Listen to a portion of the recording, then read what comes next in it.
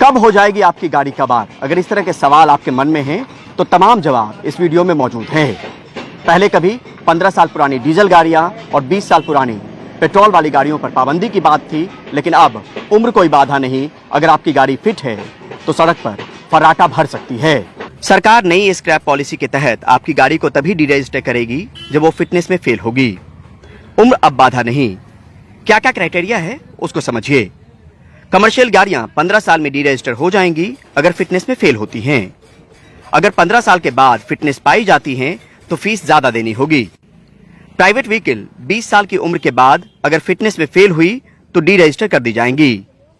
Private गाड़ियों को 15 साल के बाद फिर से रजिस्ट्रेशन करवाना होगा और इसकी ज्यादा कीमत देनी होगी। सरकारी गाड़ियां 15 साल के बाद डी रजिस्टर हो जाएंगी। अब बात आपके पते या फायदे की। अगर आप पुरानी गाड़ी स्क्रैप करवाते हैं तो उसकी कीमत का 4% आपको मिलेगा।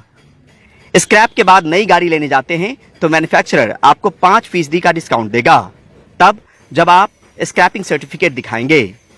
नई गाड़ी लेने पर स्क्रैपिंग सर्टिफिकेट होने पर आपको रोड टैक्स में अगले 3 साल तक 25% का रिबेट मिलेगा। आकलन के मुताबिक पुरानी गाड़ी से नई गाड़ी का मेंटेनेंस कॉस्ट भी आधा होता है, ईंधन में भी बचत होती है।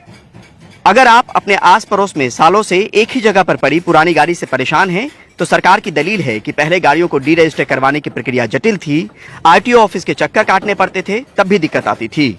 अब ये सरल है, ऑनलाइन है। गाड़ी अगर लावारिश है तो फिर भूमिका पुलिस और म्युनिसिपल अथॉरिटी की होगी।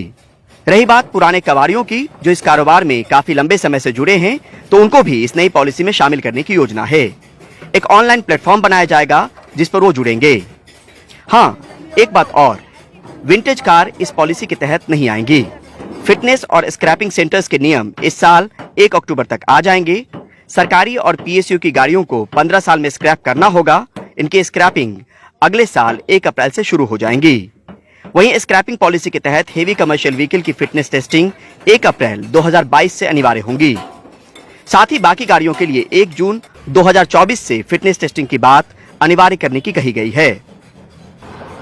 सरकार का दावा है कि 20 साल से पुराने हल्के वाहनों की संख्या करीब 51 लाख है, 15 साल से पुराने हल्के वाहन की संख्या करीब 34 लाख है और 15 साल से पुराने मीडियम और कमर्शियल व्हीकल की संख्या करीब 17 लाख है, और जो बिना किसी फिटनेस सर्टिफिकेट के सड़कों पर दौड़ रही है।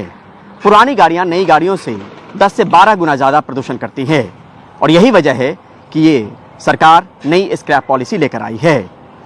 नई दिल्ली से परिमल कुमार, एनडीटीवी इंडिया।